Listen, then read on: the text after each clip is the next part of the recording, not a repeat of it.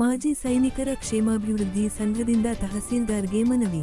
ತಾಳಿಕೋಟೆ ಮಾಜಿ ಸೈನಿಕರ ಕ್ಷೇಮಾಭಿವೃದ್ಧಿ ಸಂಘದ 49 ಪದಾಧಿಕಾರಿಗಳಿಗೆ ಪಟ್ಟಣದಲ್ಲಿ ನಿವೇಶನ ಅಥವಾ ವಸತಿಯನ್ನು ಮಂಜೂರು ಮಾಡುವಂತೆ ತಹಸೀಲ್ದಾರ್ ಡಾ. ವಿನಯ ಹೂಗಾರ ಇವರಿಗೆ ಮನವಿ ಸಲ್ಲಿಸಲಾಯಿತು.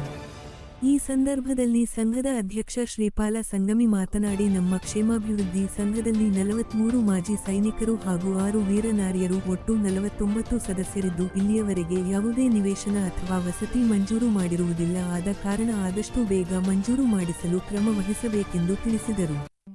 ಮನವಿ ಪತ್ರವನ್ನು ಸ್ವೀಕರಿಸಿ ಮಾತನಾಡಿದ ತಹಸೀಲ್ದಾರ್ ಡಾ. ವಿನಯ ಹೂಗಾರ ಅವರು ಸದರಿ ಮನವಿಯನ್ನು ಪರಿಶೀಲಿಸಿ ಕ್ರಮ ವಹಿಸುತ್ತೇನೆ ಎಂದರು. ಈ ಸಮಯದಲ್ಲಿ ಸಂಘದ ಕಾರ್ಯದರ್ಶಿ ಬಾಪುಗೌಡ ಪಾಟೀಲ, ಸದಸ್ಯರಾದ ಶಂಕರಗೌಡ ನರಸಲಗಿ, ಬೋರಮ್ಮ ಕುಂಬಾರ, ನಿಂಗಮ್ಮ ಬಿರಾದಾರ, ಶಂಕರಗೌಡ ನಾಗರಾಳ, ಎಸ್ಜಿ ಸಜ್ಜನ, ಬಿ.ಎಸ್. ಹರನಾಳ ಹಾಗೂ ಶಿವಾನಂದ ಮಠ ಇದ್ದರು. ವರದಿ ದೇವು ಕುಚ್ವಾಳ, ಡಿಕೆ ನ್ಯೂಸ್ ಕನ್ನಡ, ತಾಳಿಕೋಟೆ. ತಹಸೀಲ್ದಾರ್ ಸಾಹೇಬ್, ತಾಳಿಕೋಟೆ ತಾಲೂಕು, ತಾಳಿಕೋಟೆ. ಮಾನ್ಯರೇ, ವಿಷಯ ತಾಳಿಕೋಟೆ ತಾಲೂಕಿನಲ್ಲಿ ವಾಸಿಸುತ್ತಿರುವ ಮಾಜಿ ಸೈನಿಕರಿಗೆ ವಿವಿಧ ವಸತಿ ಯೋಜನೆಯಡಿಯಲ್ಲಿ ನಿವೇಶನ ಅಥವಾ ವಸತಿ ಮಂಜೂರಿ ಮಾಡುವ